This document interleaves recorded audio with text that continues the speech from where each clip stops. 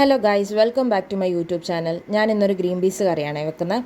അതിനായിട്ട് നമ്മൾ 8 മണിക്കൂർ വെള്ളത്തിലിട്ട് വെച്ച ഗ്രീൻ പീസ് എടുക്കുക. കുറച്ച് ഉപ്പും മഞ്ഞൾപ്പൊടി ഇട്ട് അത് നന്നായിട്ടൊന്ന് വേവിച്ചെടുക്കണം. ഒരു 7-8 വിസിൽ വരെ എടുക്കാം, കാരണം ഇതിന് വേവ് കൂടുതലുള്ള ഗ്രീൻ പീസ് ആയിരുന്നു ഞാൻ എടുത്തിരുന്നത്. പിന്നെ ഇതിൻ്റെ ഇൻഗ്രീഡിയൻസ് എന്ന് പറയുമ്പോൾ ടൊമാറ്റോ, പച്ചമുളക്, സവോള. ഇതൊക്കെ പച്ചമുളക് നമ്മുടെ ആവശ്യത്തിന് ഇട്ടോണം. ഞങ്ങൾക്ക് 2 എണ്ണം മതിയായിരുന്നു. പിന്നെ നമ്മൾ എന്താ ചെയ്യേണ്ടതെന്ന് വെച്ചാൽ, ഒരു ചീനച്ചട്ടി എടുത്ത് വെച്ചിട്ട് കുറച്ച് എണ്ണയും കടുകും കറിവേപ്പിലയും കൂടി ഇട്ട് ഈ സവാള ഇടണം. പിന്നെ പച്ചമുളകും കൂടി ഇട്ടിട്ട് ഒന്ന് വഴറ്റണം. അതൊരു ലൈറ്റ് ബ്രൗൺ ഷെയ്ഡൊക്കെ ആകുമ്പോഴത്തേക്കും നമ്മൾ ഇഞ്ചി വെളുത്തുള്ളി പേസ്റ്റ് അതിനകത്തോട്ട് ഇടണം. എന്നിട്ട് പിന്നെയും വഴറ്റി കുറച്ച് ഉപ്പും കൂടി ഇട്ടോ. പിന്നെ ബാക്കി നമുക്ക് ലാസ്റ്റ് ചേർക്കാം. വേണ്ടി വരത്തില്ലായിരിക്കും ചിലപ്പോൾ, കാരണം നമ്മൾ ഗ്രീൻ പീസിനകത്തും ഇട്ടിട്ടുണ്ടല്ലോ ഉപ്പ്. ഇനി ഈ ഇഞ്ചി വെളുത്തുള്ളി പേസ്റ്റും കൂടി ഇട്ട് നന്നായിട്ട് വഴറ്റി കഴിയുമ്പം കുറച്ച് ടൊമാറ്റോയും കൂടി ഇട്ട് നന്നായിട്ട് അതൊന്ന് ഉടയുന്ന വരെ വഴറ്റുക.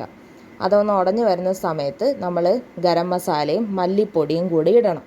എന്നിട്ട് ആ പൊടികളുടെ ഒരു പച്ചമണം മാറുന്ന വരെ ഒന്ന് നന്നായിട്ട് വഴറ്റിയെടുക്കുക. പിന്നെ നമുക്ക് വേറൊരു കാര്യം ചെയ്യാനുണ്ട്. കുറച്ച് തേങ്ങയും പെരുംജീരകവും വെള്ളവും കൂടി ഒഴിച്ച് മിക്സിയിലിട്ട് നന്നായിട്ട് കുറുക്കിയെടുക്കണം. ഇങ്ങനെ നല്ല പോലെ കുറുക്കിയെടുക്കുക.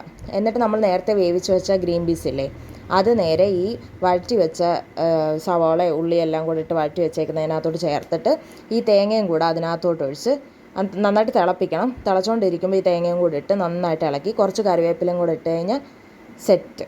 Okay, thank you.